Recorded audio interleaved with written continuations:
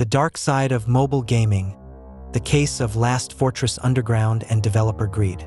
In recent years, mobile gaming has skyrocketed in popularity, becoming one of the most lucrative sectors in the entertainment industry. While many games are praised for their engaging gameplay and storytelling, others face criticism for their business practices.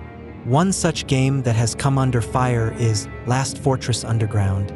Players and critics alike are increasingly voicing their concerns over what they perceive as the developer's greed, particularly regarding the exorbitant pricing of in-game purchases.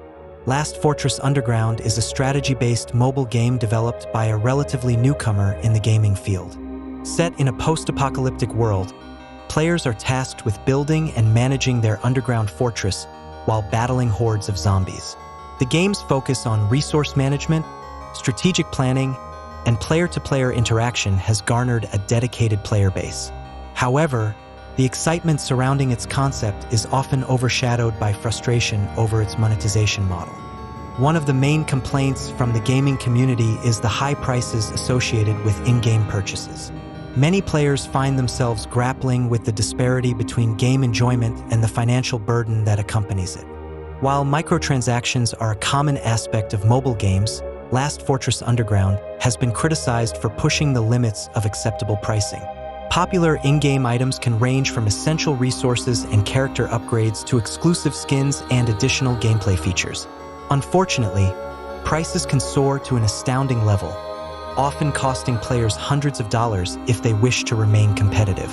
This has led to claims that the game promotes a pay-to-win model, where those who can afford to spend large sums of money have a significant advantage over those who cannot.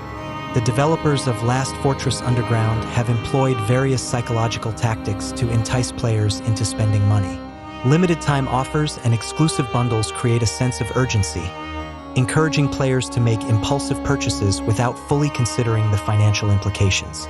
Additionally, the game's design often incorporates reward systems that can lead to addictive gaming behavior, further compounding the issue. Players report feeling pressured to spend money to advance in the game, leading to frustration and a sense of unfairness, especially for those players who prefer to enjoy the game without the financial burden of constant purchases. The gaming community has pointed out that this creates a divide where only those who can afford to spend significant money can truly enjoy all aspects of the gameplay. As the criticism of Last Fortress Underground's pricing model grows, many players are calling for a reevaluation of the game's monetization strategies. Social media platforms and gaming forums are filled with ardent players sharing their experiences and displeasure. Some have even taken to boycotting in-game purchases as a way to voice their dissatisfaction, urging developers to adopt a more player-friendly approach. In the broader context of the mobile gaming industry, this backlash raises important questions about ethical practices and consumer rights. Players argue that games, especially those marketed at younger audiences, should prioritize accessibility and fairness over profit margins. Many long-standing gaming communities emphasize creating environments where skill and strategy can define success rather than financial investment. As players continue to navigate the landscape of mobile gaming, it is imperative for developers like those behind Last Fortress Underground to listen and adapt to their audience.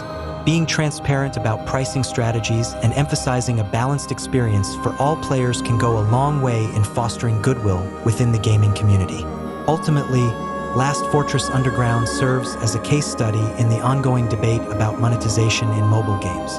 As consumers become more discerning and vocal about their experiences, it is up to developers to take heed and prioritize player satisfaction over immediate profits. Only then can the industry evolve into a realm where fun, connection, and fair gameplay precede corporate greed.